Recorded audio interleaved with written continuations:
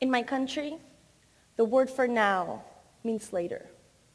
I want you now, or maybe later. For some men, the word no means yes. Means go ahead. Means no, I wouldn't mind at all. But I do. In my world, the word forever has an expiration date.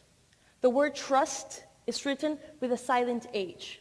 And by H I mean depends, of what I can get in exchange of, what I can get if I spill. How many words can you carry with you before you drop them, before they slip between your fingers, even when you want to hold them tightly, even when you want to keep them in your mouth now and save them for later?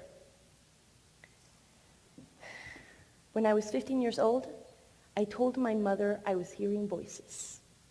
In fact, I wasn't. But I knew that something was going on and that I didn't like it. But because I didn't have a word for it, I needed to make something up.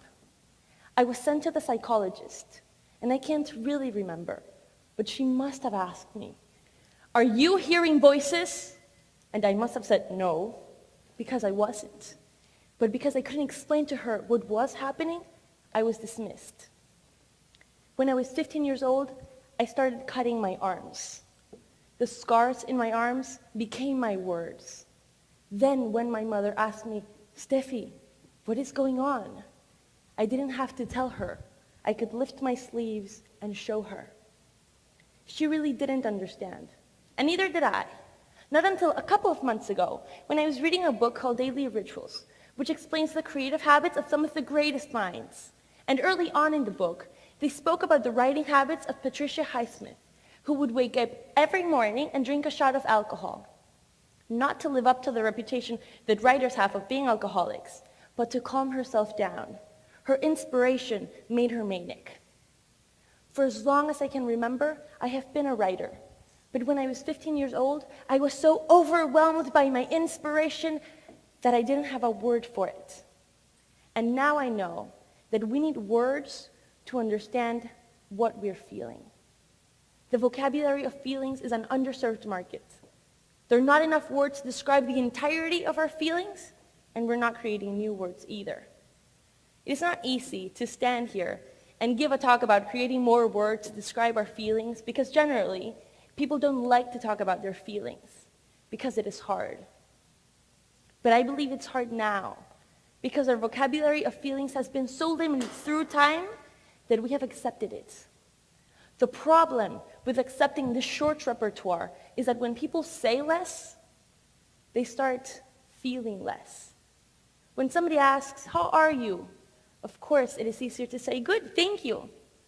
When somebody asks, "What's wrong?" of course, it is easier to say, "Nothing, never mind." It is easier to wait until a holiday and buy a card because it has become difficult to express our feelings. It has become difficult to the point that when we're moved, we have to admit, "I have no words." Feeling speechless does not mean that we're incapable of describing our feelings. It means that literally we don't have a word for it because they haven't been invented, because they haven't been created. So not only can we not understand exactly what we're feeling, but we can communicate it accurately. There are not enough words to describe the entirety of our feelings. And clearly, those words we do have don't honor the magnitude of our feelings. And you don't know how frustrating this is to me as a Latin woman, and a passionate one, I must add. I came to New York to go to college, and I started dating American boys. Then, I was no longer getting te quiero on my first date, or te amo on like my fourth date. Instead, I was getting, "I have feelings for you." I was like, "Feelings? Which feelings?" I was like, "Papi, you either love me or you don't love me." And to those boys, I owe an apology. I now know it was never a matter of feelings, as it was a matter of words. Language invites the internal world to come outside and play. It gives feelings which are undescribable but recognizable a space in our tangible reality by assigning a word to them. Through words, we come to understand our feelings. even the nuances between degrees in feelings. It is not the same to say, I love you, than to say, I love you so much it hurts. Or to say, I love you so much, I am so happy, but so afraid. When I was in a relationship with a former love of my life, due to long distance, we had a kind of digital love, a mediated by technology kind of love, a very verbal and textual kind of love. He is also a writer, so we used all the words we had available to us to communicate our feelings as expressively as possible. Yet there came moments when I missed him so much, I would be embarrassed to tell him. And we would be on the phone or chatting, and then I'd missed him, and I wanted to say it, and I didn't, and then there would be a silence.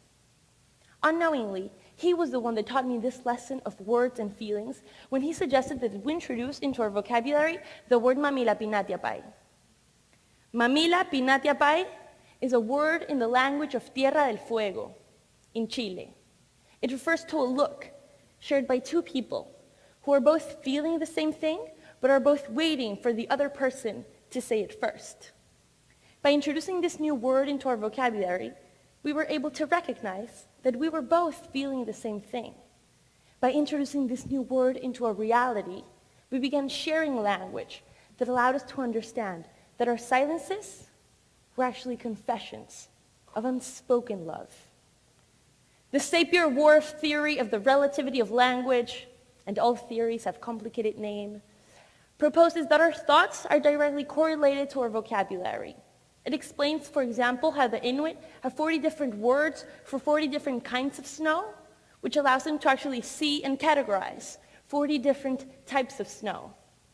This theory proposes that we can only think about and perceive the world around us, and I dare say, the world inside us, depending on the words we have to describe it. Let's take the word heartbroken. For example, when a boy breaks my heart, we say, I am heartbroken. But let's deconstruct the feelings beneath the word. Heartbroken is a word which refers to a feeling of sadness because something happened and we don't like it. But it also refers to a feeling of lack of power and lack of control to change it. We're using this word, heartbroken, to refer to other situations. I've seen many times people watching the news and saying stuff like, it breaks my heart to see what's going on in, or I am heartbroken by the amount of poverty we're living with on the 21st century. We're using this word, heartbroken, which refers to a feeling of sadness, but also lack of power to change, to refer to our situations, to our emotions, towards situations that not only can be changed, but should be changed. Heartbreak is a word which refers to a feeling of passive action. Many experiences in my life have shed light on the importance of having words to feel fully. But I'm here to tell you today that the importance of words is not only in feeling, but in doing. Because even if our feelings are bounded by our words, our actions are driven by our feelings. If we don't create more words, new words, to describe the range of our feelings, we might not only be failing our feelings, but failing to act upon them. Because already there are not enough words, it is possible that we're not recognizing the power or the urgency to change those things that should be changed. It worries me that we don't have a word to describe how it feels like to watch a war, to watch poverty, to watch death, to watch injustice. It worries me that if we don't have a word to name the feeling of reacting to those situations that should be changed, we will be less motivated and less urged to change them. This one time, I was at the Virgin Records, the one that used to be down by 13th Street. And the guy at the cash register tells me he was trying to bring back the word rad. Amused, I ask him, how's that working out for you? And he says, well, my friends and I are using it. Our world is rad. Again. We need to expand our vocabulary of feelings. New words can be personal or they can be shared. They don't need to be fancy to become widespread.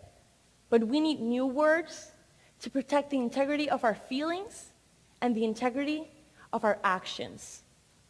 Imagine what the world would look like. Imagine what the world will be like the second when we create a word to react to those situations that should be changed. Imagine what we will be able to accomplish when we name the feeling of actively wanting to change the world. Thank you.